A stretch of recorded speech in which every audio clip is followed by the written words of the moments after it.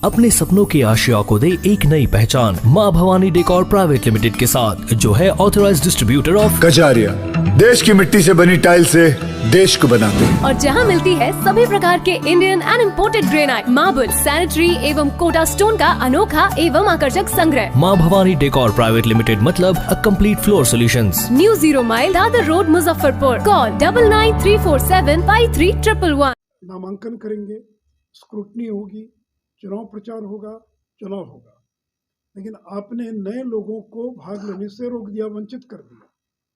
और जो पुरानी अधिसूचना थी पिछले चुनाव की, जिसको आपने स्थगित किया था, उसी को आपने फिर से जारी कर दिया।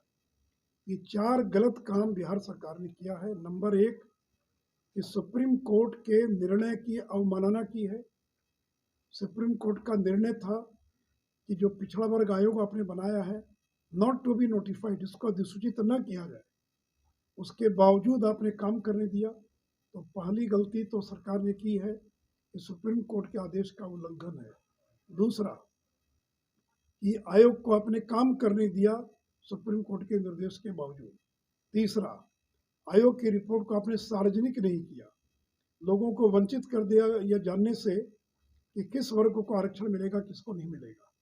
चौथा, नए सिरे से आपको किस वार्ड में और किस नगर निकाय में क्या आरक्षण होगा, नए सिरे से उसको अधिसूचित करना था, वो आपने नहीं किया। और पांचवा, आपको नए सिरे से चुनाव कराना चाहिए था, चूंकि नया आयोग बनाया आपने, पहली बार उसकी रिपोर्ट आई है, उस रिपोर्ट के आधार पर फ्रेश इलेक्शन होना चाहिए था, ताकि जो लोग पिछले बार नहीं भी भाग ले सके थे वो लोग भी नामांकन कर सके। तो काट कर जो अति पिछड़ा समाज का उम्मीदवार था महागठबंधन का, उनके परिवार को देते, किसी और सहनी समाज को देते, तो उसको न देकर उन्होंने गैर अति पिछड़ा को टिकट देने का काम किया। तो अति पिछड़ा का आपने अपमानित किया, जलील किया। उनका पहले भी केदार गुप्ता जीते हुए थे, वो भी कानून समाज से आते थे, अति पिछड़ा समाज से थे। अनिल सहनी भी अति पिछड़ा समाज से थे।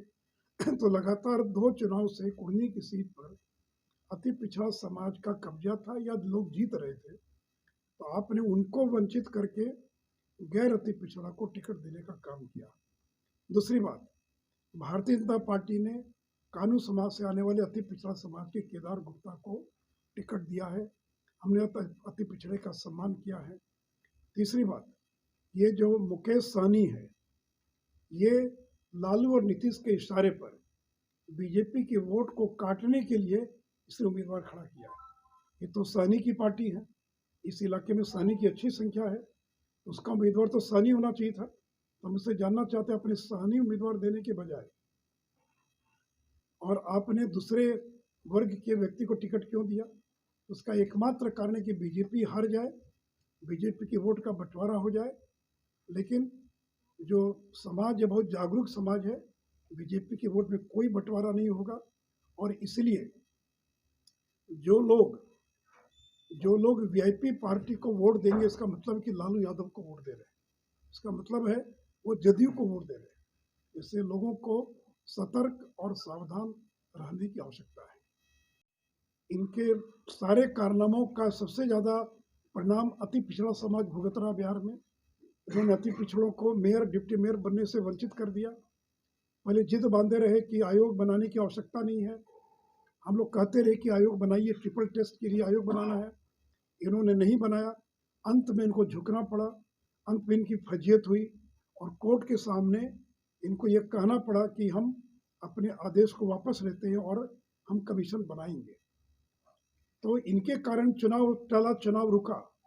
और अब फिर जो है ये सुप्रीम कोर्ट के निर्देश का उल्लंघन करके जल्दबाजी में चुनाव कराने क्या जरूरत थी भी? आपको जब रिपोर्ट 30 तारीख को मिली, आयोग की रिपोर्ट, तो पब्लिक क्यों नहीं किया? हर आदमी पढ़ता, देखता, 5 दिन 7 दिन का समय देते, आप अध्ययन करते, आप तब आप आयोग को भेजते और तब चुनाव की अधिसूचना जारी होती, नए सिरे से अधिसूचना जारी होती। तो ये पूरा नगर निकाय चुनाव कानूनी पचड़े में फंस गया है, कानूनी पेंच में फंस गया है।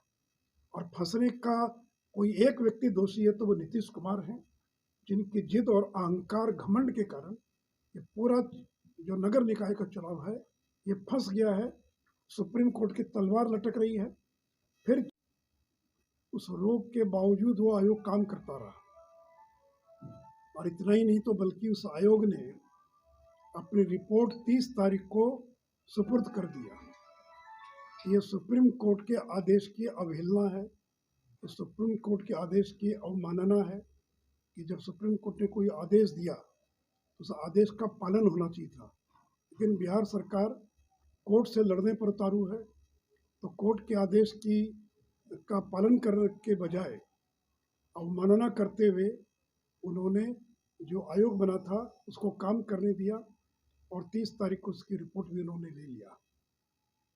जो तथाकथित आयोग बना उसकी रिपोर्ट को सार्वजनिक नहीं किया गया। ये कोई गोपनीय प्रतिवेदन नहीं है, ये अति पिछड़ों की या पॉलिटिकल रिजर्वेशन की पहचान करने के लिए आयोग बना था। तो बिहार के लोगों को इस बात को जानने का अधिकार है कि किन किन वर्गों को या जातियों को आरक्षण मिलेगा और किन को नहीं मिलेगा। अब मुझे अगर जानना या किसी XYZ को जानना तो कैसे जानेगा? तो आपने इस रिपोर्ट को क्यों नहीं सार्वजनिक किया? तो पहले तो इस रिपोर्ट को सार्वजनिक किया जाना चाहिए था और तब अध्ययन करने के बाद आप आगे की कार्रवाई करते। लेकिन कल जब 2 बजे मैंने जारी कर दिया सुप्रीम कोर्ट के आदेश को, तो अफरा तफरी में जल्दबाजी में रात को 10 बजे उन्होंने निकाय चुनाव का ऐलान कर दिया। दूसरी बात कि जब आपने और नोटिफाई कर दिया बिना सार्वजनिक किए हुए, तो आपको नए सिरे से आरक्षण का निर्धारण करना चाहिए था, क्योंकि ये नई रिपोर्ट है, ये नया आयोग बना है, उसकी नई अनुशंसा है। हो सकता है कि इसकी अनुशंसा वही हो जो पुरानी से मिलती जुलती हो, लेकिन जब नया आयोग गठित किया उसकी अनुशंसा आई तो नए सिरे से आपको आरक्षण के प्रावधानों का पालन करते हुए निर्धारण करना चाहिए था कौन वार्ड, कौन नगर निकाय रिजर्व होगा, क्या होगा। तो आपने नई रिपोर्ट के आधार पर चुनाव करा रहे हैं, लेकिन नई रिपोर्ट के आधार पर आपने आरक्षण का प्रावधान नहीं किया।